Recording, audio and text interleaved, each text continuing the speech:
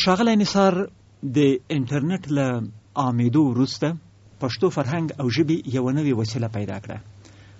لیکوالو انټرنیټ ته مخه کړه او اوس ویلی شو چې دومره لیکنې چې په انټرنیټي سایټونو کې راځي، په فیسبوک کې راځي، په ویبپاڼو کې راځي، دغومره په مجلو او اخبارونو کې نه راځي. ګمان کوم اجتماع به مې نه کړې. بالکل غضنفر صاحب، خبره همدغسې ده. خو دا اثرات هم لري. زه فکر کوم دا اثرات ممکن مثبتي، ممکن منفي، ممکن نه مثبتي نه منفي، خو اثرات یې ستاسې په نظر که د انټرنیټ په مثبتو اثراتو خبرې وکړو، ډېر مهم اثرات یې کوم دي؟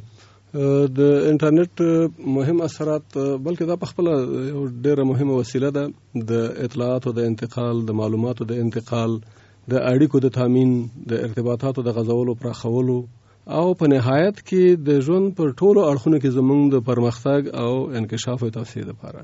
نو دغه اثرات بیخي جوت دي او محسوس دي په نوره دنیا کې ډېره زیات. حتی موږ افغانان چې د اروپا امریکا په پرتله باندې ډېر شاته پاتې خلک یو، بیا هم د انټرنیټ د وسیلې نه خصوصا د ارتباطاتو تامین په برخه کې، د اړیکو تامین په برخه کې نهایت زیات فائدہ اخلو، کار اخلو په دغه یو حالت کې چې زموږ ملت زیاتره خلک اوس هم اواره دي په اروپا کې، امریکا کې، استرالیا کې، عربو کې، خلیجي هیوادونو مختلفو کې.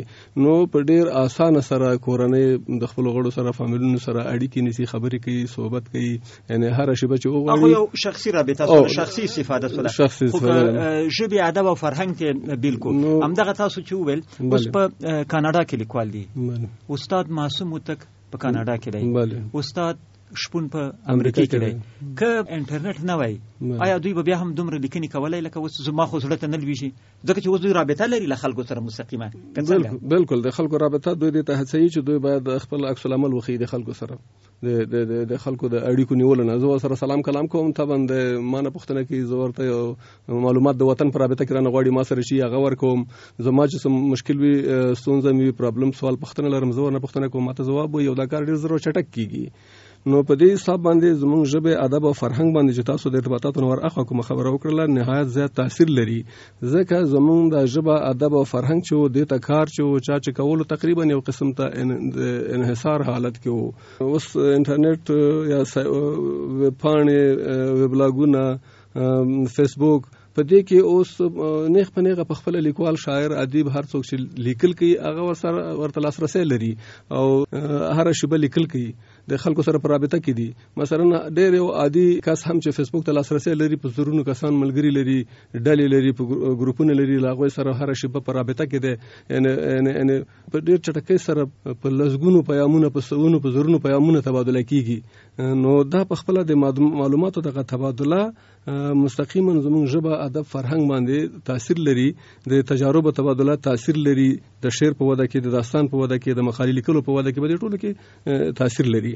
په خا چې تاسو کوم خبره وکړه، هغه انحصار یا هغه سنسرشپ چې زموږ په لیکوالو باندې، په شاعر باندې، ادیب باندې، یا هر چا چې لیکل کول په هر ساحه کې، ولو کو په طبیعي علومو او نورو ساحو کې هم و، نو په هغه باندې به یو قسم ته قیودات و، د هغه حاکم پالیسي، حاکم نشراتي پالیسي لمخې، او همداسې حتی هغه د ادارو د چلوونکو، مدیرانو، مسؤلینو د هغوی د خپل سټایل او ذوق په رڼا کې به د دوی په لیکنو کې لاسوهنې کېدې. اوس دغه چانس له منځه تللی دی. اوس زه چې څنګه غواړم هغسې لیکل کوم، څه مې چې زړه وي هغه لیکم، تر دې اندازې چې حتی ځینې وخت په دې لیکلو کې یعنې چې سکرین شاته ناست یم، مخامخ را سره څوک په دغه کې نه دی، په رابطه کې نه دی، داسې احساس کوم چې څه لیکم هغه لیکم. نو یو قسم د ډېر آزاد اندیشۍ فرصت هم انټرنیټ او برېښنا پاڼو موږ ته راکړی دی. هغه اداره دې په ذهن کې نه ده چې دا به خپاره کې که به نه کې. بله، نو دغه ازادي تا دې ته رسوي چې خپل ځان دا ازادي زما د فکر باندې کوم قید نه لګوي، محدودیت نه راولي. زه کاملا آزاد فکر کوم او څه چې زړه غواړي هغه لیکم. ښاغلی نثار، د هنر په حصه کې مختلف تعریفونه سوي دي او یو تعبیر یې دا دی چې البته زما خو ډېر خوښ دی، وایي هنر یعنی د ځان بیان.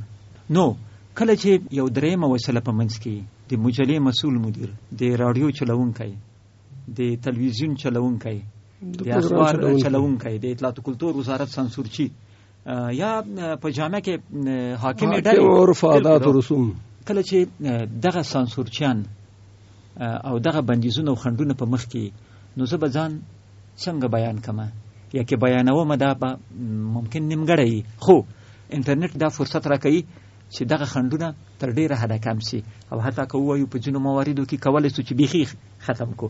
دې مقدمې ته په پام سره ویلی سو چې د هنر په وده کې د ادبیاتو په وده کې د انټرنیټ برخه ډیره ده. بالکل، خصوصا د هغه ریالیستیک ادبیات به چې موږ تاسو ویل او د ریالیزم خبره به سپینې خبرې به کولې او نه هغه د لپاره خو فوق العاده ښه فرصت او چانس ورکړی دی. تاسو احساس کړئ د څو کال کېږي چې ځوان لیکوال د انټرنیټ سره ډېر بلد دي. بله بالکل دوی یعنی اوس هغه ویره ورسره نشته چې زه څه ووایم دا به چاپ نشي، نشر به نشي او حتی په دې هم اوس ډاډه ده چې دا لوستونکي لري، ځکه چې خصوصا فیسبوک دا زمینه اوس فوق العاده خبره برابره کړې ده. دغه هر شی چې زه غزل لیکم، یو قصه لیکم، یو ډېر وړوکی مطلب لیکم، د واره فیسبوک ته ورکوم او د واره د خلکو سره دغه کې ګډیږي، خبرګون لیدل کېږي، بیرته ته عکس العمل اخلي، ته د خپل لیکنې په فیډبیک باندې پوهېږي، خبرګون او عکس العمل باندې پوهېږي، هغه بیرته ستا په پنځونو باندې او ستا په تخلیقاتو باندې او ستا په تمرین او مشق باندې تاثیر لري. ښاغلی نثار، تر اوسه پورې چې په فرهنګ باندې، په ژبه باندې، په ادب باندې د انټرنیټ د اثراتو په حصه کې تاسو خبرې وکړې، زما په خیال په 4 ټکو کې خلاصه کولی سو. یو هم دا ویل چې سانسور یې له منځه وایست، بل مو دا ویل چې زموږ لیکوال خواره واره دي په دنیا کې، په دې شکل بیرته سره رابطه ټینګه شوه. بل هم دا ویل چې د ځان د بیان لپاره امکانات ډېر کړل، او بل هم دا خبره هم وکړه چې اوس ډېر کسان لیکل کولی شي، هر څوک کولی شي چې له دې وسیلې نه استفاده وکړي. د لیکنو شمېر ډېر دا د یو محدود شمېرې په واک او اختیار کې اوس پاتې نه شولو چې ووایو چې مثلا لیکل فرض کړه د پلاني او احمد محمود کار دی. اوس تقریبا هر څوک چې باسواده دی او غواړي چې لیکلو کې د لیکلو مشق او تمرین وکړي، دا زمینه ورته بیخي اسانه برابره ده. په دغو 4 امتیازونو نور کوم امتیازات تاسو عمده امتیازات چې انټرنیټ لري ادبیاتو ته، کلتور ته، ژبې ته، خصوصا پښتو ژبې ته؟ دغه ژبې لکه زمونږ چې دي چې سرکاري ملاتړ او حمایت نشته، اوس په خپل دوی دا فرصت لري چې د اماغمره قوي او غختلو ژبه غوندي خپل ژبه ته، خپل فرهنګ ته، خپل ثقافت ته کار وکړي. یعنی اوس داسې احساس نه کوي چې زه یو خواره ژبه یم، ځکه چې د انټرنیټ له طریقه دغه فرصت برابر دی چې خپل دغه خواري رفع کړي او د خپل پرمختګ لپاره سریع او چټک ګامونه واخلي. نو په دې څه ویلی شو چې انټرنیټ تر پیاوړو ژبو هم بېوزلو ژبو ته او هغو ژبو ته چې د غریبو خلکو ژبې دي هغو ته شاید ډېره ګټه کړې، ډېره زیاته ګټه. او بل مثلا کله چې موږ کار کوو، ریسرچ کوو، تحقیق کوو، مثلا کله چې موږ زو په هغه سخت شکل کې یا هارد شکل کې کتاب ګورو، کتابخانو ته مراجعه کوو، د هغې نه به خپل معلومات راټولوو، بیا د هغې تحلیل او ارزیابي کوو. دا کار اوس انټرنیټ بیخي اسانه کړی دی. که هلته موږ په میاشتو کوو، دا کار اوس په ساعتونو کې کیږي.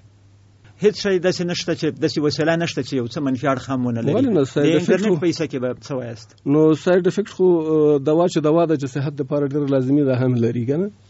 نو دا نقصونه پکې شته. مثلا که زه سستی کوم، خواري نه کوم، زحمت نه وباسم او په اسانه باندې انټرنیټ کې مراجعه ګورم، یو مطلب مې په کار دی چې په هغې باندې خواري وکړم، خواري نه کوم او هغې ځای نه کټ و پیسټ کوم، را اخلم اکدمه هغه بیا خپلو کې دغه پاراګرافونه سره وصل شي یا نه شي، ارتباط پیدا کړي یا نه کړي، یا هغه موضوع په ښه طریقه باندې تحلیل شي، یو نتیجې ته ووځي یا ونه وځي. دا نو زما نقص دی او دا فرصت انټرنیټ راکړی دی، یا مثلا د برېښنایي رسنیو راکړی دی راته چې دا د هغه عیب نه دی، بیرته هغه عیب ما او تا ته راجع دی. لازم استفاده ته نه کوو، په منفي جهتونو کې استعمالو، مثلا بیخي غیر اخلاقی لحاظ استعمالو، ځکه اوس دا مطلب دا دی چې خلک خپلو لیکنو کې بد وایي، رد وایي، په مستعارو نومونو، په خپلو نومونو حتی زړور خلک شته په خپل نوم وایي. ښاغلی نثار، دلته یوه بله خبره مطرح کېږي. زموږ ټولنه په هر حال د بیان ازادي او د فکر ازادي ته په کلتوري لحاظ ډېره تیاره نه ده. که زه په کومه ډله کې یم او ته په بله ډله کې، نو ما به ښه نه ایسې. دغسې ده که نه ده؟ دا حقایقو خو باید منکر نه سو که نه؟ موږ د یو بل سلیقه، د یو بل ذوق، د یو بل فکر او د یو بل نظریات نه زغمو. په داسې ټولنو کې همیشه جنجالونه هم وي. نو له بلې خوا انټرنیټ چې دی یو کاملا آزاد فضا برابر کړې ده. د دې ازادي نتیجه خو نو دا هم ده چې زه به همیشه داسې خبرې اورم چې زما نه خوښیږي په انټرنیټ کې. البته د خوښې خبرې به مې هم وي، خو داسې خبرې به هم وي چې زما نه خوښیږي.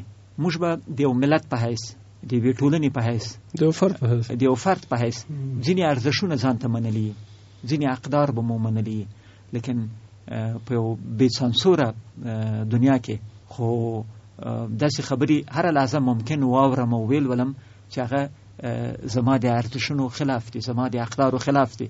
نو په دغه یو حالت کې دغه د دې ټولنې دې مشکل ته په پام سره تاسې څه سپارښتنه لرئ؟ دا د ارزښتونو جګړه ده، دا روانه ده، د پخوانو د ادم نه تر دې دمه پورې روانه ده. پخوا به فرضاً په افغانستان کې به یو هغه یو تاریخي شخصیت و، خلکو به منلی و، زموږ مورخ به د هغه په ګټه کتابونه چاپول. بله په یو بل ملک کې به یو مورخ را ولاړ سو، د دغه سړي ځینې منفي اړخونه به بیان کړل. موږ به څه کول؟ موږ به یا د هغه مورخ په خلاف لیکنې کولې او بل به څه کول؟ بل به دغه کتاب سانسوراوه، بیخي به م را پرېښودونه. چون رسنۍ چاپي وي او چاپ سیده په کتاب کې په کاغذي او کتاب یو وسیله یې داسې یو وسیله یې چې له سرحده راتېرېږي، نو دغه یوه لاره وه. په انټرنیټ کې دا قصه نشته. په اوس زمانه کې تاسو سپارښتنه څه ده چې دا ځوان نسل ته خصوصا چې دوی ډېر جذباتي هم وي، دوی باید له دغه مشکل سره څه وکړي؟ ما تاسو ته عرض وکړ چې د ارزښتونو جګړه او منازعه طبعا د پخوانه روانه ده، اوس هم ده او دلته ډېره چټکه دا به وي. دې ته په پوره زغم او حوصله ځواب ویل پکار دي. ته باید خپل ارزښتونه داسې ارائه کړې چې داسې په مستدله توګه ارائه کړې، وړاندې کړې چې خلک ځنې متاثر شي، قبول کړي در سره. که د هغه زړه ته روح ته روان ته کېنوځي او قبول نه کړي، طبعا در سره مخالفت لري، نو دغه مخالفت حق لکه ځان ته چې ورکوي بل ته به هم ورکوي، دا به اوري. یعنی دا ویلی سو چې د انټرنیټ په زمانه کې لا ډېر زغم ته ضرورت اړتیا لرو. او بل د تاسو له خبرو خو ما دا الهام هم واخیست چې که غواړو د خپلو ارزښونو، د خپلو نظریاتو دفاع وکړو، نو دا دفاع به په توندۍ او په تیزۍ او په کنځلو نه کیږي. باید خپل فرهنګ خلق کو، خپل فرهنګ خلق باید زیار وباسو، زحمت وباسو او لا مهم آثار ولیکو، لا قوي منطق استفاده وکړو، دا ویل غواړي قوي استدلال نه استفاده وکړي، خپل ارزښ څومره چې تا ته ښکلی ښکاري هماغومره ښکلی نورو ته ارائه کړي، په بل یې ومنلی شي، په بل یې ومنلی شي، په زور نه. د هغې په افادیت باندې، د افادیت او د هغې د ګټورتوب ګټه ډېره مهمه ده. دا خبره د هیره نه کړو، څه شی چې مونږ کوو د هغې ګټه په نظر کې نیسو، ځکه د هر کار د هر شي یو اثرات وي او دغه اثرات باید یعنی مفید وي. نثار صاحب د انټرنیټ او کمپیوټر په ارتباط به یوه وروستۍ خبره هم وکړو. دا خو تقریبا ټول وایي څوک چې له انټرنیټ سره، له کمپوز سره او له کمپیوټر سره بلد دي، هغوی دا وایي چې که موږ له کمپوز سره بلد یو، په کمپیوټر باندې لیکل کوو، نو لیکلم ممکن 2 برابره سریع تر قلم. په قلم چې یو صفحه مطلب لیکو، دلته به 2 صفحې ولیکو. په قلم کې چې په یو صفحه مطلب زموږ ګوتې څومره ستړي کېږي، دلته ممکن په 500 صفحو غومره ستړي نه شي. بل دا خبره کوي چې که په قلم لیکو نو یو بل څوک به کمپوزوي او په هغه کې به غلطۍ پاته کېږي، او دلته چې خپله لیکنه خپله کوو نو د غلطیو مخه هم ډېره زیاته کمولی سو. او چې له کمپیوټر سره او له کمپوز سره او له انټرنیټ سره بلد یو، نو هر لحظه چې مو زړه وغواړي خپله لیکنه خپرولی هم سو. په دې کمالونو کې هیڅ شک نشته. او البته تاسو مې اشارې وکړې چې که غواړو تحقیق وکړو، مطالعه وکړو، څومره ډېرې اسانتیاوې لري، دا خو شته. لیکن ما له ځینو لیکوالو اورېدلی دي، وایي کله چې موږ کمپوز کوو نو ځان داسې طبیعي نه احساسوو. دا یو اصلي او طبیعي مشکل دی که دا صرف یو عادت مشکل دی او زموږ یو تخنیکی مشکل دی؟ یاره داسې وګڼه جلوه خو د طبیعي غوندې کوي، مګر د عادت مسله ده، ځکه چې دا تمرین سره حلیږي.